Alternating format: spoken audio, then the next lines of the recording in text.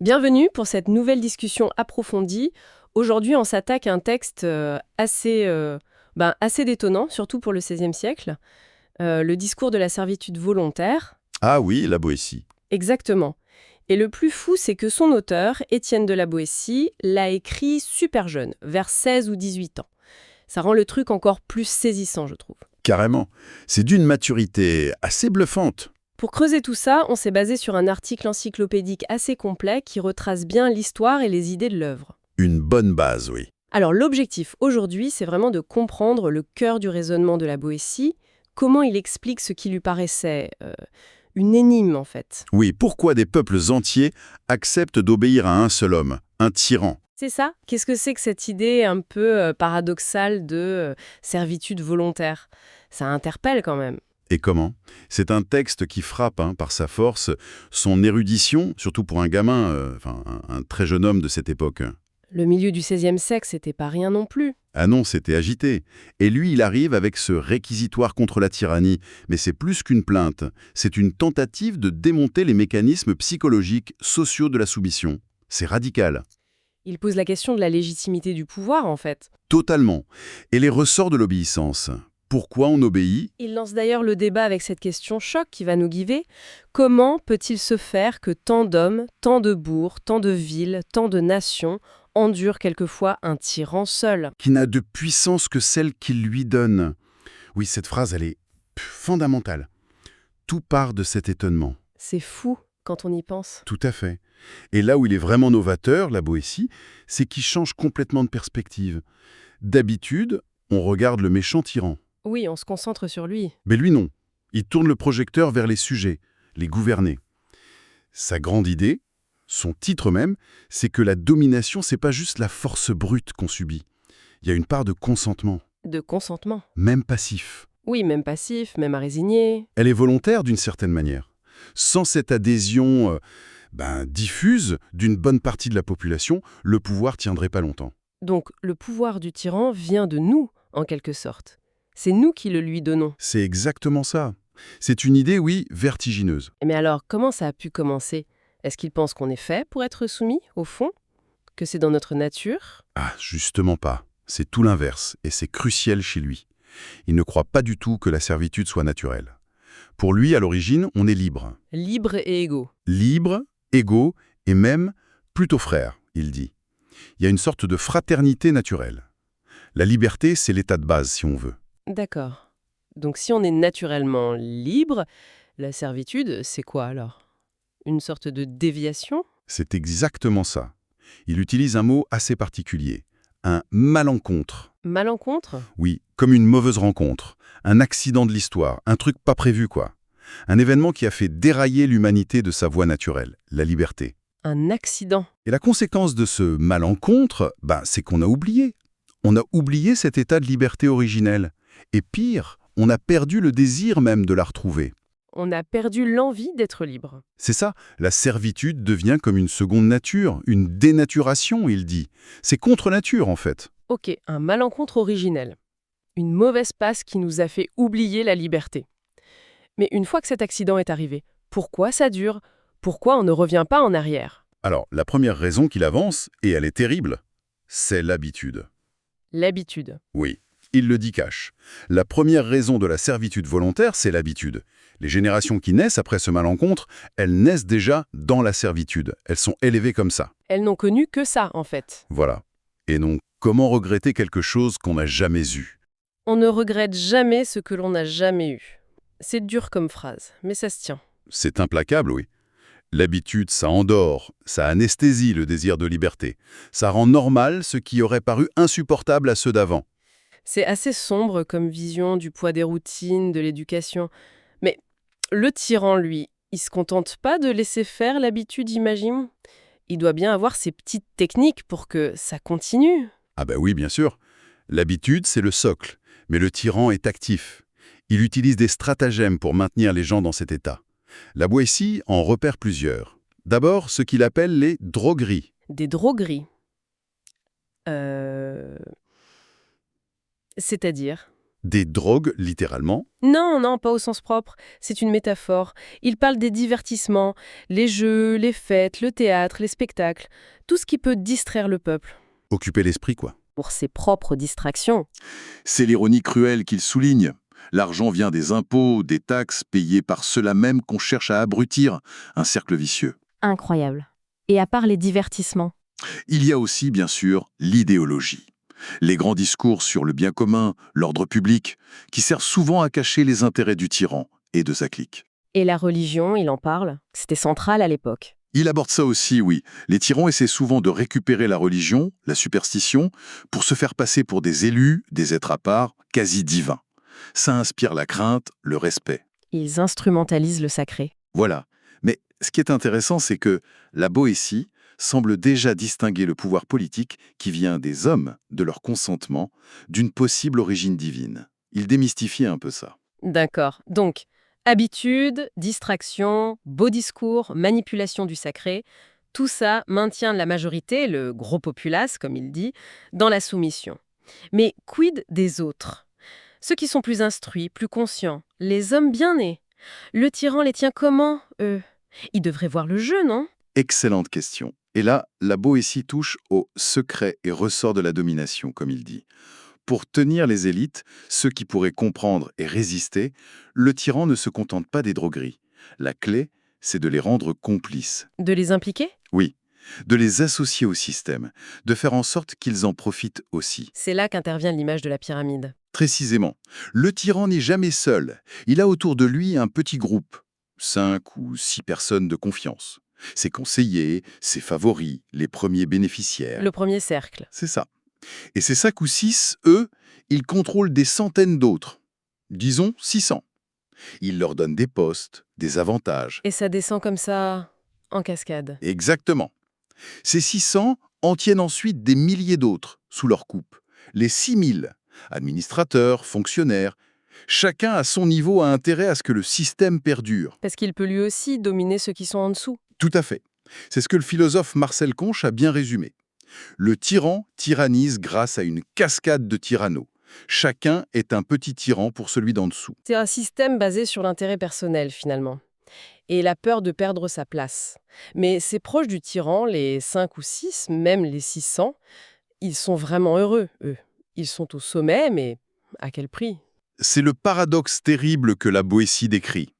En apparence, ils ont tout, l'argent, le pouvoir, mais en réalité, il dit qu'ils sont les plus malheureux, les plus esclaves de tous. Plus esclaves que le peuple. Oui, parce qu'ils ne peuvent jamais être eux-mêmes.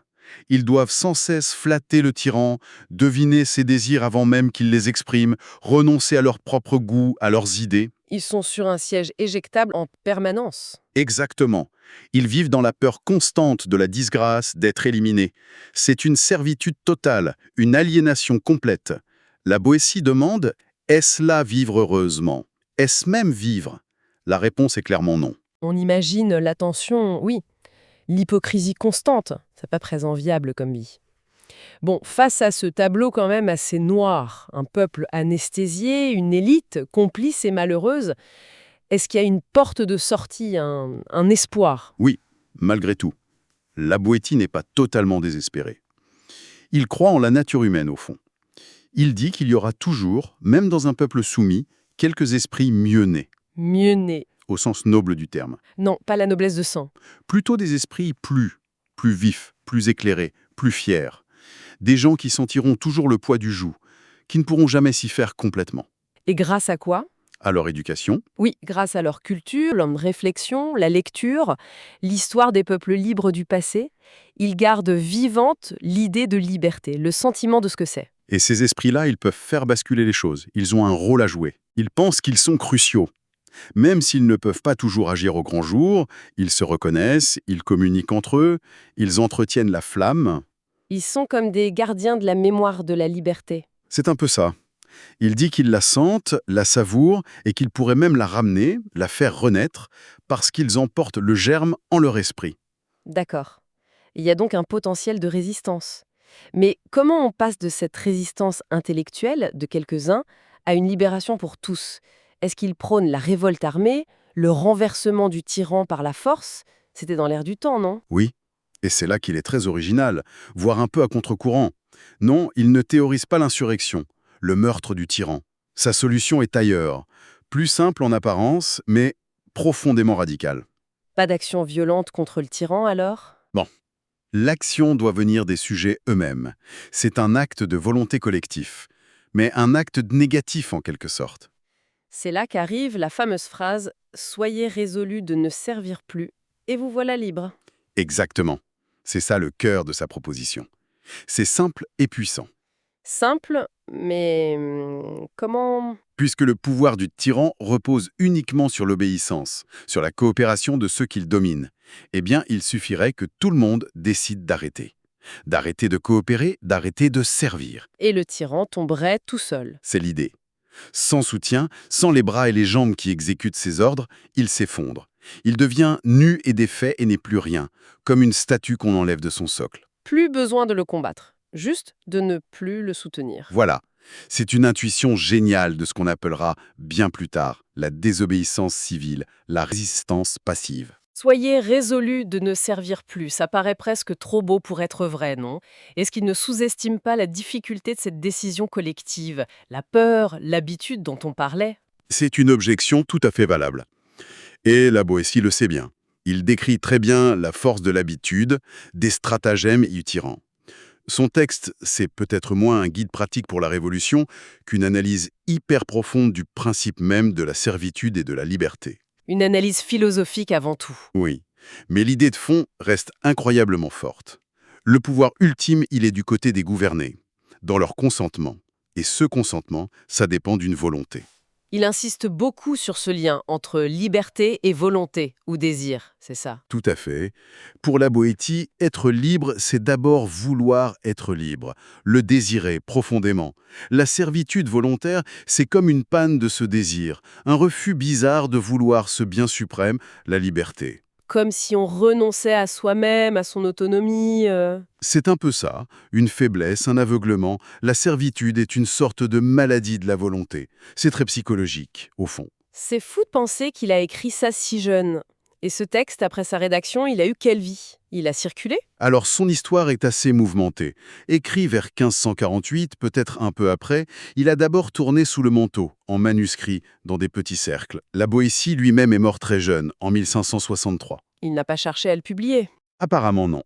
C'est après sa mort, et surtout dans un contexte très particulier, celui des guerres de religion et après le massacre de la Saint-Barthélemy en 1572, que le texte va sortir au grand jour, mais de façon, disons, instrumentalisée. Ah bon, comment ça? Ce sont les milieux protestants qui vont le publier, surtout les penseurs qu'on appelle les monarchomaques. Ceux qui combattent la monarchie absolue. Exactement. Ils publient des extraits en 1574, puis le texte entier en 1576, souvent sous un titre choc, Contre l'homme. C'était une arme pour eux, contre la monarchie catholique française qu'ils accusaient de tyrannie. Donc, le texte est tout de suite utilisé dans un combat politique très précis. Voilà, une récupération militante en quelque sorte. Et Montaigne, son grand ami, il voulait le publier dans les essais, non? Pourquoi il ne l'a pas fait? C'est une histoire un peu triste. Montaigne adorait la Boétie et admirait énormément ce texte. Il avait prévu de le mettre au centre du premier livre de ses essais, vraiment comme la pièce maîtresse. Et alors? Quand il a vu comment les protestants s'en servaient, en pleine guerre civile, il a changé d'avis. Il a eu peur que le texte soit réduit à un simple pamphlet partisan, qu'on passe à côté de sa portée universelle. Pour lui, ça aurait trahi l'esprit de la Boétie. Il a voulu le protéger, en quelque sorte. Oui, et il l'a remplacé par des sonnets de la Boétie, ce qui est beau aussi, mais bon. C'est quand même dommage pour la diffusion du discours. Et après cette première publication militante, il devient quoi, ce texte? Il disparaît? Il entre dans une longue période d'ombre, oui.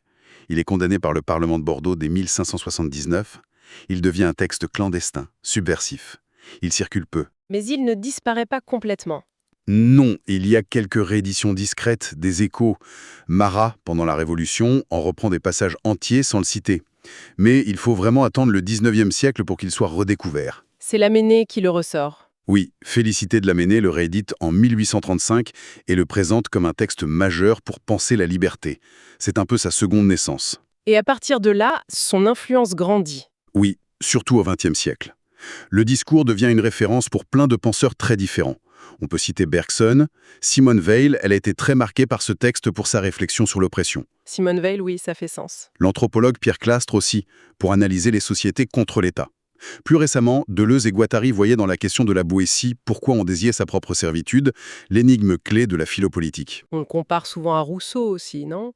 Sur la liberté naturelle perdue. Oui, il y a des ponts évidents. Rousseau se posera aussi cette question. Comment l'homme né libre est-il partout dans les fers? La Boétie l'avait posé 2 siècles avant, d'une manière différente, mais tout aussi radicale. Un destin incroyable pour un texte d'étudiant finalement. Si on devait garder l'idée phare, celle qui nous parle encore le plus aujourd'hui. Je crois que c'est vraiment cette intuition géniale et toujours aussi juste. Le pouvoir, même le plus dur, ne tient pas que par la force, il tient par le consentement. Même un consentement fabriqué, passif. Oui, même résigné. Et donc la liberté, c'est pas seulement un truc à aller chercher dehors par la lutte. C'est d'abord une attitude intérieure, une décision de ne plus accepter, de ne plus cautionner ce qui nous opprime. Cesser volontairement de servir. C'est ça, réaffirmer sa volonté. Et pourquoi ce texte du XVIe siècle nous touche encore autant au XXIe? Qu'est-ce qu'il nous dit sur notre époque? Parce que les mécanismes qu'ils décrivent, ils sont, malheureusement, intemporels. Le poids de l'habitude, du conformisme, c'est toujours là. L'attrait des divertissements pour ne pas penser. Exactement. La distraction permanente, la fascination pour le pouvoir, les petites lâchetés, les compromis, l'intérêt bien compris, qui fait qu'on accepte un système, même s'il est injuste, tout ça, ça nous parle directement? Ça nous donne une grille pour lire notre propre rapport à l'autorité? Oui, quelle qu'elle soit, politique, économique, sociale, même culturelle. La question de fond reste brûlante. Pourquoi on accepte si souvent des situations de domination, d'inégalité, alors qu'en principe, elles nous révoltent? C'est pas pour rien que des sociologues comme Luc Boltanski s'y réfèrent encore aujourd'hui. C'est vrai que ça dépasse largement le contexte du XVIe siècle. Pour finir, peut-être une dernière piste de réflexion qui est évoquée dans nos sources. La Boétie parlait du tyran politique. Mais aujourd'hui, certains appliquent son idée de servitude volontaire à notre relation au numérique. Ah, intéressant. Oui, on pourrait se demander, est-ce que notre immersion constante dans la technologie, notre dépendance aux plateformes, aux algorithmes qui captent notre attention, nos données, qui orientent nos choix, est-ce que tout ça ne serait pas une nouvelle forme de servitude volontaire? Une servitude où on donne notre temps, notre attention? Notre autonomie, peut-être même notre esprit critique. En échange de quoi? De confort, de plaisir immédiat, de connexion. Ou juste, comme disait la Boétie, par habitude. C'est une question ouverte, bien sûr. Une question très actuelle en tout cas, ça donne à réfléchir. Voilà, de quoi prolonger la discussion. Merci beaucoup pour cet éclairage. Merci à vous, c'était passionnant de replonger dans la Boétie.